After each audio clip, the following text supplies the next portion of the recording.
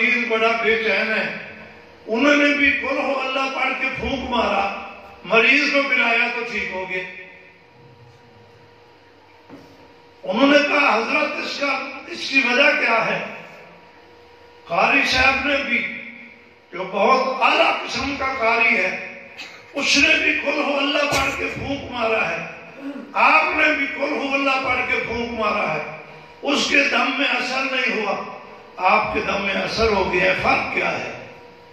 توجہ ہے؟ اللہ والوں نے فرمایا اس نے زبان پر محنت کی ہے، ہم نے دل پر محنت کی ہے۔ تاثیر زبان کی نہیں ہوتی، دل کی ہوتی ہے۔ تو وہ جیسے پھونک مارتا ہے لوگوں کو شفا ہو جاتی۔ لوگ بڑے عقیدت مند ہو گئے، لوگوں نے کہا حضرت مہربانی کر کے آپ 2-3 دن ہمارے یہاں ٹھہر جاؤ، آپ سے ہمیں بڑا فائدہ ہو رہا ہے۔ اس کو اپنے شیخ کی بات بھول گئی۔ شیخ نے کہا تھا کہ راستے میں رکنا نہیں ہے، آپ کی تکمیل نہیں ہوئی، آپ نے سیدھا جانا ہے اور سیدھا آنا ہے، لیکن شیخ کی بات بھول گیا، راستے میں رک گیا۔ تو شیطان نے کیا کیا؟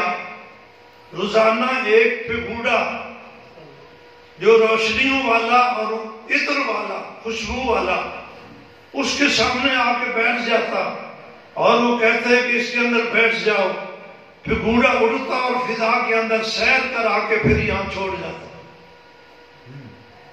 ایک دن بھی اس کو اڑا کے لے آیا، دوسرے دن بھی اڑا کے لے آیا، تیسرے دن بھی اڑا کے لے آیا۔ اس کو اس اڑان کے اندر مغالطہ ہو گیا کہ شاید میں کامل ہو گیا ہوں، مجھے اب شیخ کی ضرورت بھی نہیں رہی، شیخ کو شاید میرے مقام کا پتہ نہیں چلا، اس لیے انہوں نے میری دستار بندی نہیں کرائی۔ شیخ کو پیچھے فکر لاحق ہوئی کہ میرے مرید کو کئی سارے دن ہو گئے ہیں، 10 سال کی میری محنت ہوئی ہے، کہیں ضائع نہ ہو جائے۔ وہ بھی وہاں سے چل پڑے، اسی راستے پر آئے اور اس بستی میں پتہ کیا تو پتہ چلا کہ یہاں کے ایک اللہ والا آیا ہوا ہے، اور وہ تو بہت اللہ والا ہے، روزانہ پھگوڑا اس کو اڑا کے لے جاتا ہے، اڑا کے لے آتا ہے۔ انہوں نے کہا میری ملاقات کراؤ۔ جب اپنے مرید کے پاس آئے، آ کر ملے، کہا کہ بھائی میں نے تجھے کہا تھا کہ جلدی جلدی واپس آ جانا، تو یہاں راستے میں ٹھہر گیا ہے، کیا ہوا؟ انہوں نے کہا حضرت مجھے اللہ تعالیٰ نے کمال عطا کر دیا ہے، میں کامل مکمل ہو گیا ہوں۔ سب سے بڑا خطرہ جو شیطان سے ہوتا ہے وہ یہی ہوتا ہے کہ یہ مغالطہ دے دیتا ہے کہ تو کامل ہو گیا ہے۔ جس نے اپنے آپ کو ناقص ہونے کے باوجود کامل سمجھ لیا وہ ہلاک ہو گیا۔ انہوں نے کہا میں کامل ہو گیا ہوں۔ میں نے کہا تیرے کامل ہونے کی نشانی کیا ہے؟ میں نے کہا میرے پاس روزانہ پھگوڑا آتا ہے، مجھے اڑا کر لے جاتا ہے، شاد کراتا ہے، پھر چھوڑ جاتا ہے۔ انہوں نے کہا چلو کل جب پھگوڑا تیرے پاس آئے تو ہم بھی آپ کو اڑتا ہوا دیکھیں گے۔ جب دوسرے دن پھگوڑا آیا، شیخ ایک طرف بیٹھ گئے، یہ اس کے اندر بیٹھا، پھگوڑا اڑا کر لے گیا اور دوبارہ وہاں اس کو چھوڑ دیا۔ شیخ نے فرمایا کہ ماشاءاللہ بڑی خوشی ہوئی کہ آپ کو کمال حاصل ہو گیا، آپ ذرا ایک دفعہ اور اڑ کر دیکھیں تاکہ میں آپ کی دستار بندی کرا دوں۔ جب دوبارہ اس نے اڑنے کا ارادہ کیا تو کیا دیکھا کہ ایک گندگی کے ڈھیر کے اوپر بیٹھا ہوا ہے، نہ وہ خوشبو ہے، نہ وہ روشنیاں ہیں، نہ وہ پھگوڑا ہے، بلکہ گندگی کے ڈھیر کے اوپر بیٹھا ہے۔ اس لیے کہ شیخ نے جب توجہ ڈالی تو شیطان کا اثر ختم ہو گیا اور اس کی حقیقت ظاہر ہو گئی۔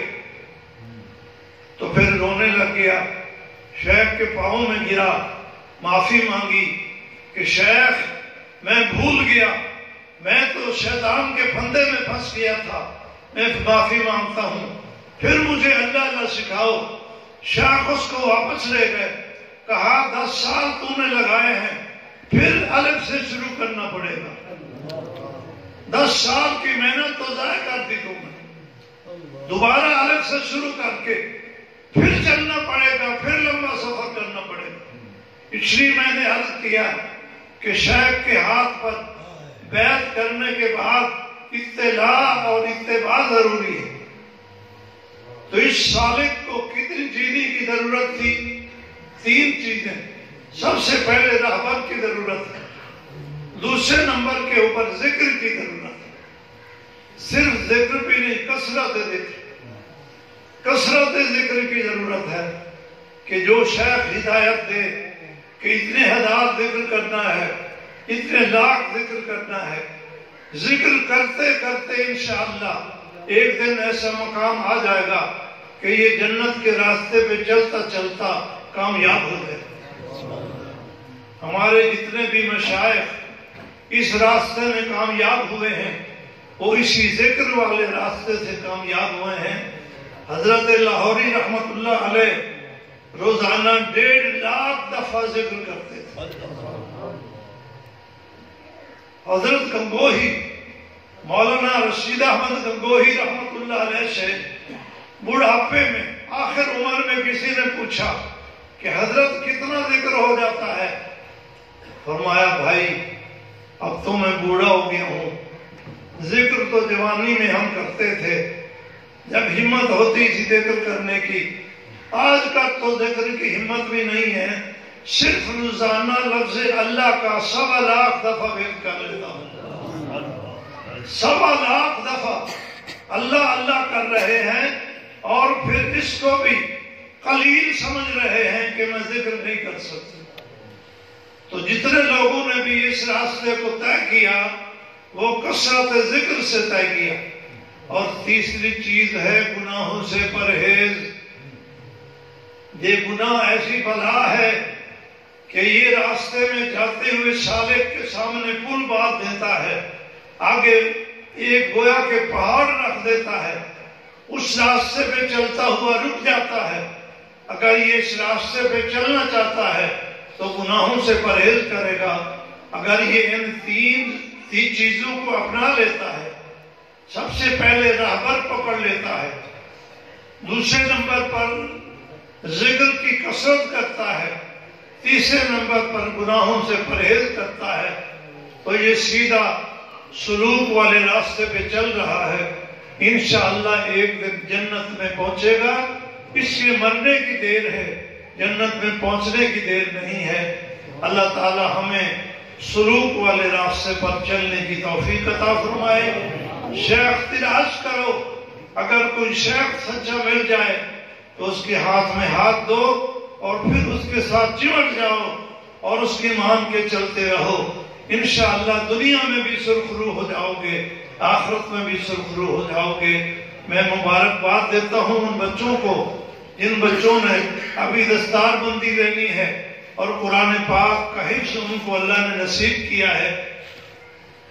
اللہ تعالیٰ نے ہمارے پاکستانی کے اوپر یہ کرم کیا ہے کہ اللہ نے ہمیں یہ دینی مدارس دیے ہیں کہ یہ ہمارے بچوں کے سینے میں قرآن ڈالتے ہیں۔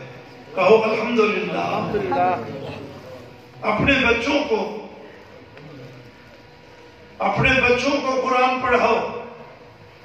اگر حافظ نہیں بنا سکتے نا بھائی تو ناظرے پڑھا دو، پڑھاؤ گے؟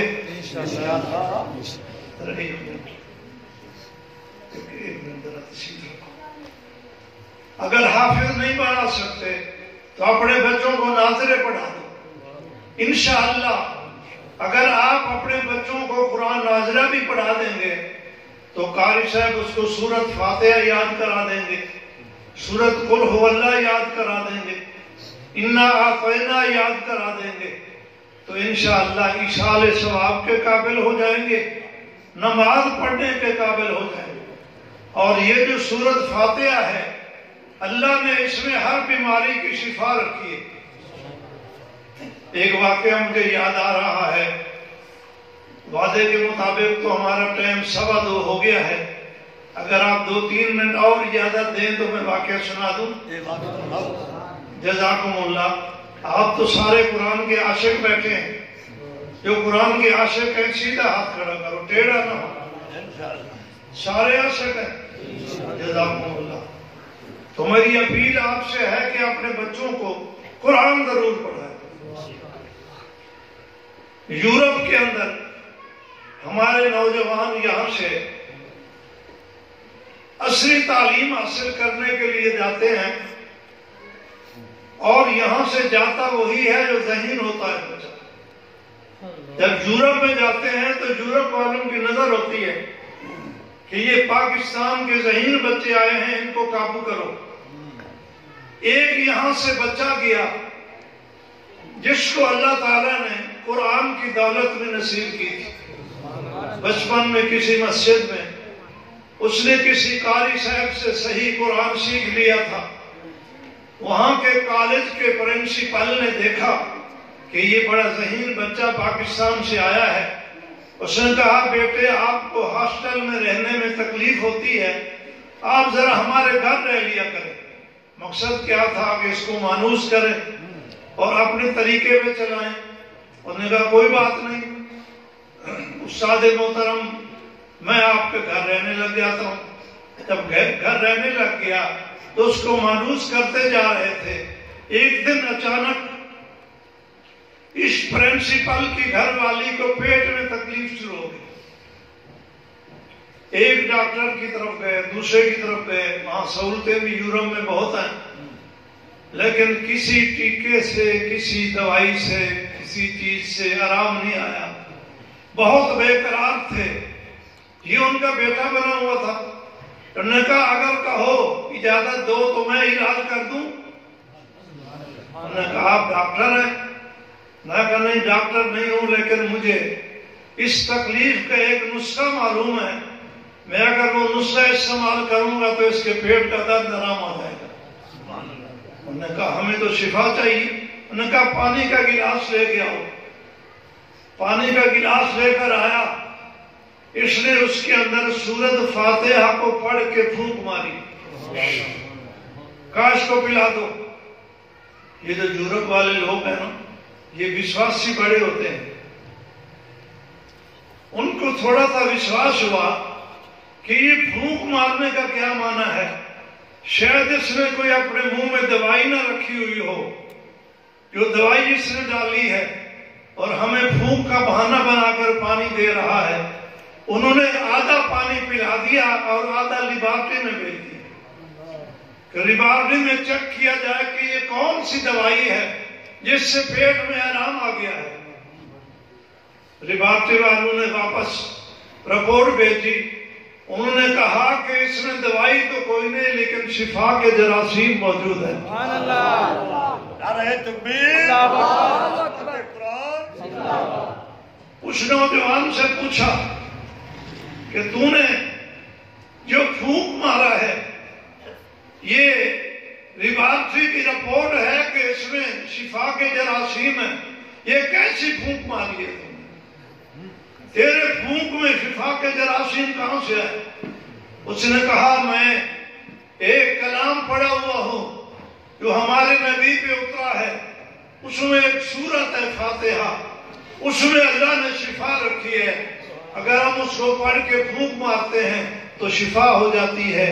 انہوں نے کہا واقعہ ایک سورت میں اتنا کمال ہے کہ اس کے پھونک مارنے سے شفا ہو جاتی ہے. اس نے کہا بالکل. تو کہنے لگے پھر ہمیں بھی وہی کلام پڑھا دو اور وہی کلمہ پڑھا دو. سارے گھر والے کلمہ شہادت پڑھ کے مسلمان ہو گئے. اپنے بچوں کو قرآن ضرور پڑھاؤ. پھر جدید تعلیم کے لیے, عصری تعلیم کے لیے امریکہ بھیج دو, یورپ بھیج دو, رشیا بھیج دو, چائنا بھیج دو, کہیں بھیج دو. انشاءاللہ اس کا ایمان نہیں جائے گا, ایمان محفوظ رہے گا. اللہ تعالیٰ مبارک فرمائے ان بچوں کو جو آج 5 حافظ قرآن تیار ہو رہے ہیں. ان مدرسوں کے ساتھ جڑے رہو, ان سے محبت کرو. وآخر دعوانا ان الحمدللہ رب العالمین.